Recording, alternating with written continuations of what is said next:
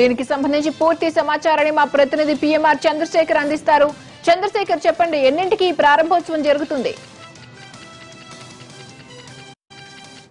గ్రావిటీతో నీళ్ళని చేసి అడుగులు వేస్తామని తెలుగుదేశం ప్రభుత్వం చెప్తుంది. దాంట్లో భాగంగానే నిర్మాణ పనులను ఎమ్మెల్యేలకు, ఎమ్మెల్సీలకు, మంత్రులకు వీళ్ళందరికీ చూపించేందుకు కూడా బస్సుల్లో వెళుతున్న పరిస్థితి కనిపిస్తుంది. వాళ్ళ కీలకమైన గ్యాలరీ వాక్ కూడా నిర్వహించబోతున్నారు. సో ప్రస్తుతం మనతో మంత్రి అయ్యన్న పాత్రుడు గారు ఉన్నారు. ఆయనకి మరిన్ని వివరాలు. సార్ చెప్పండి, దీన్ని ఏ విధంగా చూస్తారు? పోలవరం నిర్మాణం విషయంలో 2019కి అవుతుందని చెప్తున్నారు. అది సాధ్యం అవుతుంది అనుకుంటున్నారు? అంటే పోలవరం అన్నది మా ఉత్తరాంధ్రకి కాకుండా మన ఆంధ్ర రాష్ట్రానికి ఒక జీవనాడి లాంటిది. చాలా ఇంపార్టెంట్ ప్రాజెక్టు. ఎప్పుడో మా చిన్నతనం నుంచి మా తాతయ్య గారు ఎమ్మెల్యే గారు ఉన్నప్పటి నుంచి కూడా పోలవరం అంటున్నారు, కానీ అవ్వలేదు.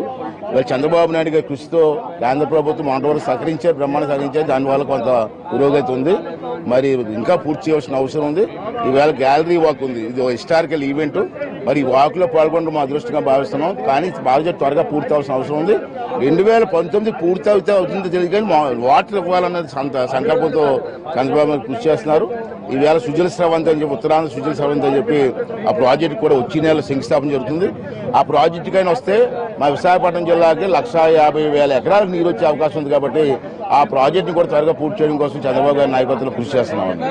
కానీ చూస్తా ఉంటే ఆరోపణలు రకరకాలుగా వస్తున్నాయి. ప్రతిపక్షాల వైపు నుంచి రకరకాల ఆరోపణలు, అలాగే కేంద్రం నుంచి సహకారం పూర్తిగా లభించడం లేదు ఈ జాతీయ పార్టీకి. కేంద్ర ప్రభుత్వం నుంచి సహకారం లభించకపోవడం వాస్తవం, దాంట్లో అనుమానం లేదు.